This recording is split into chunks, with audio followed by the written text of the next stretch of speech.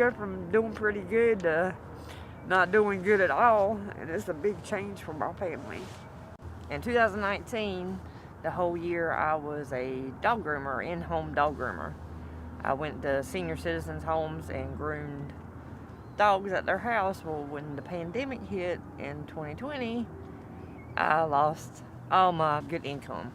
My landlord was trying to work with me, but it had come too far. So in May, when we fell into gap, when they stopped doing the eviction protection, we fell in that little gap, so we got evicted and we had to move out. So I mean, you know, yeah, some people look at you like you're just a bum, and you know, people just don't know the situation at the time that, you know, you once lived in a good house, had a good car, had a good paying job, and now you have none of it. So you have to restart all over. It's kind of, well, we lost everything. We came here with 2 big suitcases. We take our personal belongings that we needed, special toys, clothes, and pictures, and came on to the hotel. So we moved here because it was the cheapest place we could find that we could afford if something was to happen and we needed scrounged up money.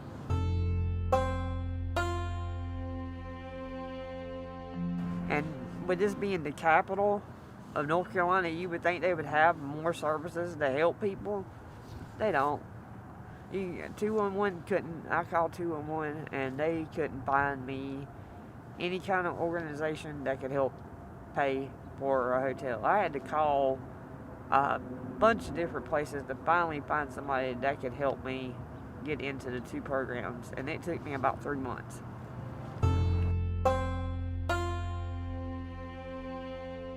It's really hard not knowing if we're gonna have a place to stay tomorrow. You know, just living day by day, really. Especially when I got 2 beautiful kids that don't deserve it. My family's really close anyway. It's me, John, Madison, and Ethan. There's 4 of us, and Ethan's autistic. John just started getting new medicine because he don't sleep at night. He's disabled. Well, he's going through disability.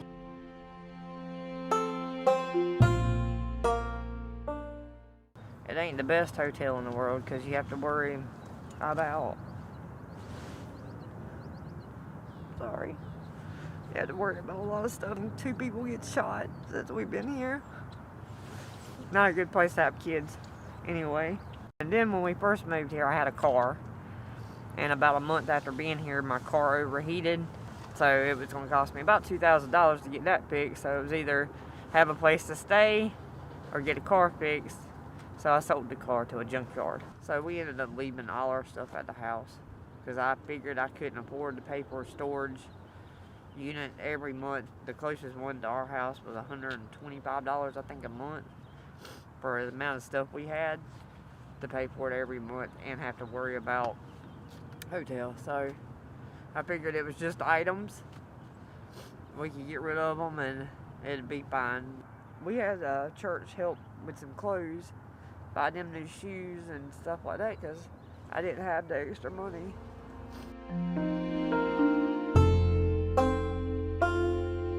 Ethan, we have to be really careful with him because he's a flight risk. He likes to run, and it's hard to take him anywhere because he don't like wearing a mask. He don't understand the concept of having to wear a mask because he's autistic and has an intellectual disability on top of it. So where he's 9, he's only probably at the rate of 4-year-old. So he's still fully in pull-ups and it's hands-on with him all the time. School is an adjustment. They're in virtual learning. Ethan only goes on twice a day. It takes both me and John to sit down on each side of him to keep him still. Maddie, she does pretty good by herself, but sometimes she'll have to pretty much get up and go to the bathroom if her brother gets too loud. So sometimes she has to go to the bathroom and shut the door so she could hear her teacher. The school provided us with 2 Chromebooks and a Wi-Fi router. We're making it with school. It's an adjustment.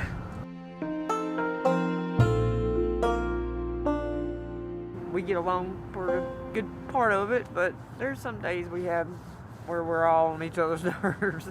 You have no privacy. And Ethan's autistic, so a lot of times he's really high strung, so he runs back and forth in the room. So after being trapped in that one room for a long period of time, kind of makes people on edge. We have our good days, and then after a while, sometimes we get aggravated with each other.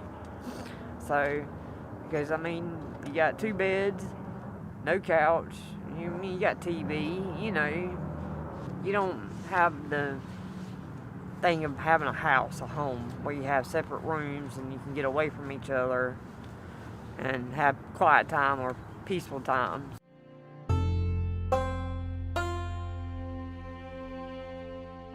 Right now, we pay over $1,000 a month to stay in the hotel.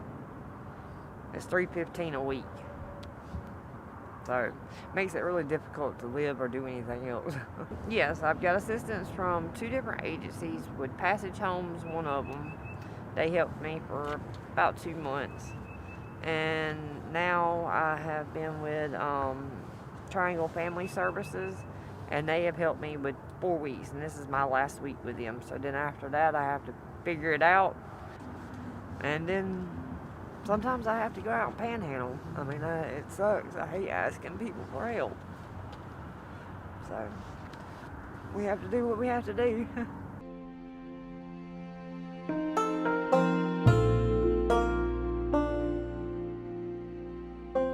See, we lived in the country. We didn't live near nothing. Our next closest neighbor was a mile away. We've always lived in the country, so this is a big change, but we figured being here, we had more access to things if we needed it. There wasn't no help out there, and my mother, she stays kind of like in an assisted living home, so we couldn't go stay with her, and that's the only family I have. John don't have any family. It's hard when you don't have nobody else to help you or go to when you need something. So I'm pretty much the main take care of everybody right now, and it puts a lot on me.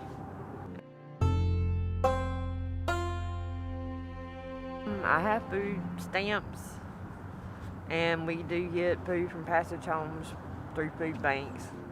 We have a skillet now. We have a microwave, so I mean, you don't get to cook like you want to. Try to make hamburgers and cook chicken in the oven.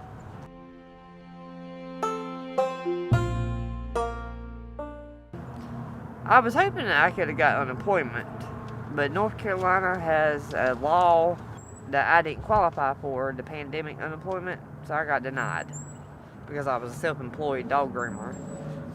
But when I do file taxes this year, I get tax credit for Ethan and Maddie, so that helps me a whole lot. So I was hoping to find a cheap car and be able to move out, because Triangle Family Services also is going to help me put a first month's rent and deposit down somewhere.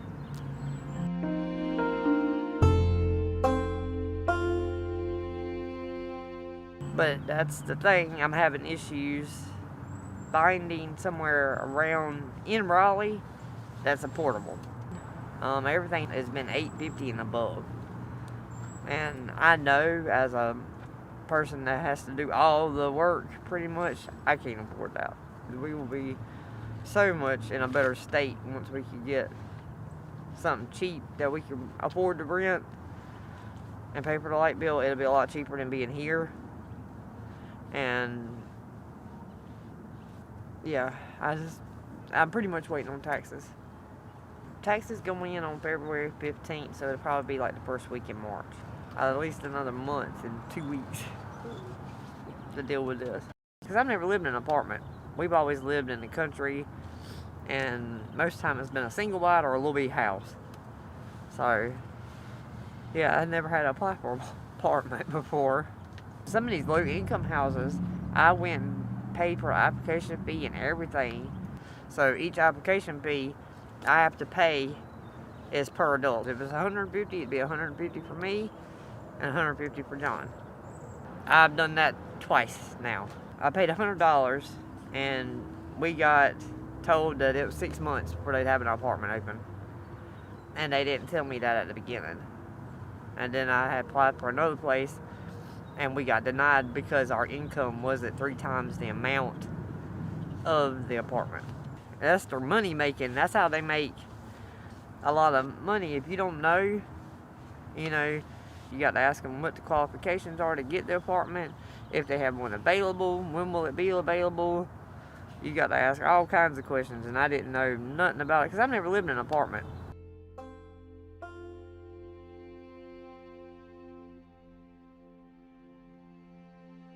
You know, I have my days where I don't even feel like getting out of bed, but I look at them and it makes me happy.